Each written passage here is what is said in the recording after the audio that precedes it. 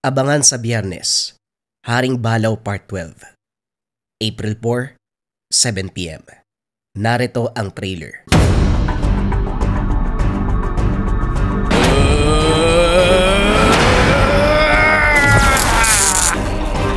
Nakahanap ka man ng gagabay sa'yo. Walang nagbago, Balaw. Maging ang 7 kadiliman at liwanag ay magbabanggaan. Sa lakas nila, kayang magunaw ang mundo sa isang igla.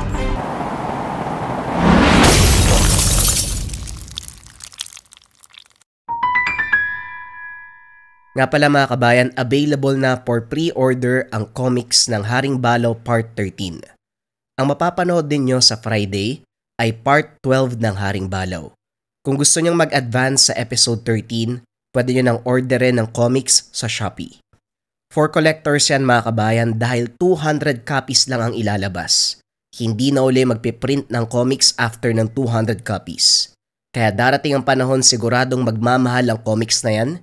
Kung sakaling kukuha kayo, itabi nyo mga kabayan.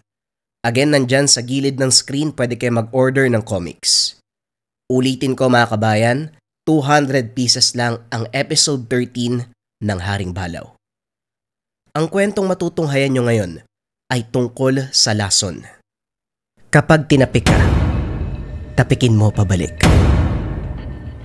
Yan ang madalas na naririnig ko sa mga nakakatanda noon. Akala ko nga nung una, simpleng batian lang yung pagtapik eh. Pero may malalim palang kahulugan ng mga salitang yan. Na kapag hindi mo seneryoso, pwede kang mapahamak o hindi kaya naman mamatay. Ako nga pala si Angelo, 35 years old sa mga panahong ito. Nangyari yung karanasan ko sa edad 25, kung saan talagang pasaway ako eh. Nag-explore, kung ano-ano yung sinusubok, party dito, party doon, inuman, walwalan, at ang pinakapaborito ko, dumayo sa iba't ibang lugar na hindi ko pa napupuntahan. Lalong-lalo na yung mga liblib na lugar. O sige, balikan natin yung istorya sa liblib na probinsya ng Samar. Noong 25 ako. O Angela, halika nga muna dito. Bago ka lang sa lugar namin. Lapitin ka ng mga manlalason. Huwag kang tatanggap ng pagkain kung kani-kanino. Huwag kang makikipag-inuman. At higit sa lahat, kapag tinapik ka, tapikin mo kagad pabalik. Kapag tinapik ako, Aling Nene, hindi lang tapik yung ibabalik ko, sasapakin ko kagad. Hindi ako nagbibiro, iho. Marami nang namatay sa lugar na ito dahil sa lason. Bagya ako natigilan nang makita ko yung mukha ni Aling Nene. Sobrang seryoso eh. Saka parang malalim yung pinanghugutan niya. Pero syempre hindi pa din ako naniwala. Pakialam ko ba sa mga manlalason na yan? Kaya pagsapit ng 7:00, dito nagsimula ang magandang gabi para sa akin. Inuman na. Sinadya ko talaga na bisitahin yung araw ng fiesta eh. Maraming taong pupunta at saka sigurado ko maraming maganda doon sa bahay sayawan. Pinasamahan ako ni Aling Nene sa anak niyang si Carlito. Malaki yung pangangatawan ng lalaking yun. Talagang nakakatakot kapag nakita mo siya. Makinig kang mabuti. Huwag kang iinom kapag merong nag-alok sa'yo, ha? Kung ano ang ibibigay ko, yun lang ang pwede mong inumin. Kapag hindi ka sumunod, sasapakin ko yung mukha mo. Oo naman, no, susunod ako. Eto naman, masyadong seryoso eh. Kalma lang kaibigan. Alam nyo, grabe yung takot ko kay Carlito. Kahit hindi ako naniniwala sa mga manlalason na yan, talagang sinunod ko yung sinabi niya. Ayoko masapak sa mukha ng malaking tao, no? Talagang wasak yung mukha ko kapag tinamaan ng kamao ni Carlito. Pagdating namin sa bahay sayawan, talagang magkadikit lang kaming dalawa. At saka, pansin ko, umiiwas yung mga tao dun sa tuwing naglalakad kami. Parang kinakatakutan si Carlito sa buong baryo. Merong mga bumabati sa kanya pero hindi ngumingiti si Carlito. Diretso lang yung tingin niya hanggang sa makapunta kami sa kuwaan ng lambanog. May nagbibigay ng lambanog pero kinuha ni Carlito yung baso. Tapos nilapit niya sa bibig niya. Akala ko nga duduraan.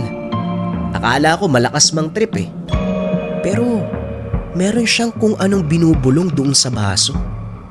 Pinaikot niya yung laman ng 3 beses. Tapos inihipan ng 3 beses at saka inabot sa akin. O eto, inumin mo. Ligtas na yan. Pasensya na Carlito ha. Pero matanong ko lang, bakit mo kailangang paikutin ng ilang beses yung baso? At saka, bakit mo kailangang ihipan? Wala namang dumi ah. Pinaliwanag na sa'yo ni Aling Nene. Maraming manlalason sa lugar na ito, kaya mag-iingat ka. Kahit sino dito pwede kang atakihin. Pwede kang bigyan ng lason. Kanina ko pa nga naririnig yan. Pero bakit pa kasi merong manlalason? Ano bang napapala nila sa ganyang gawain? Ang mga manlalason, inalay nila ang kanilang kaluluwa upang makakuha ng karagdagang lakas. Inalay? Kanino? Saan? Sa mga demonyo.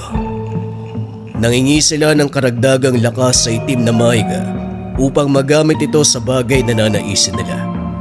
Kaso nga lang, merong matinding kapalit ang paghiling nila ng kapangyarihan sa dilim. Kailangan nilang gamitin ang kapangyarihan sa panlalason. Dahil kung hindi, mababaliw sila. At ang pinakamalala, papatayin nila ang kanilang sarili. Ito ang kabayaran sa paghingi nila ng karagdagang lakas sa mga demonyo. Parang... pasensya na. Ang hirap talaga maniwala sa mga ganyan lalo na ngayon eh. Wala akong pakialam kung hindi ka naniniwala. Ang mahalaga sumunod ka sa lahat ng sasabihin ko para hindi ako malagot kay Manang. Sa kalagitnaan ng pag-uusap namin, 2 lalaki lumapit. Merong dalang 2 baso na may laman na lambanog yung isa. Isang payat na lalaki tapos yung isa mataba. Yung payat may dalang baso eh. Dumiretso sa harapan ko. Samantalang yung mataba naman umakbay kay Carlito. Ay, piyesta ngayon. Bakit kayo nasa gilid? Mag-inuman tayo, tara! Wika ng payat na lalaki, sabay abot ng baso sa akin. Oo nga naman, paring Carlito. Masyado namang masama yung titig mo. Halika, magsaya tayo. Tara, inuman na! Oo nga! Tara, tagay na! Alam nyo, tinulak ng lalaki yung baso para inumin ko. Kaso bago pa dumampi sa labi ko, biglang hinawakan ni Carlito yung kamay ko eh. Sobrang higpit ng pagkakahawak niya. Teka, sandali lang Angelo. Hinila ni Carlito yung kamay ko. Hawak-hawak ko pa din yung baso. Meron siyang binanggit na hindi ko maintindihan. Pagkatapos, doon tumindig yung balahibo ko. Kasi yung laman ng baso, naging kulay berdeng likido. Tapos ang daming insekto. Sobrang bilis ng kaganapan pagkatapos nun eh. Kinuha ni Carlito yung baso, tapos hinampas sa mukha ng lalaking payat. Paulit-ulit niyang ginulpo yung matabang lalaki. Hanggang sa nagkagulo sa lugar. Tumakbo kami pa uwi bago pa abutan ng barangay kasi hinuhuli lahat eh. Yan ang sinasabi ko sa'yo. Mga manlalason. Talagang tayo pa yung bibiktimahin. Akala siguro makakalusot sila. Tama ka Carlito, nakita ko. Talagang nagbago yung kulay ng lambanog. Naging kulay berde tapos ang daming insekto. Saka... aray! Bakit? Ang sakit ng tiyan ko! Oh, anong nangyayari sa'yo? Anong nararamdaman mo? Sobrang bilis ng kaganapan. Paulit-ulit ako nadawan. Pero walang lumalabas sa bibig ko. Anak nang, imposibleng nalusutan tayo. Bantay sarado kita eh. Binuhat ako ni Carlito pauwi ng tahanan.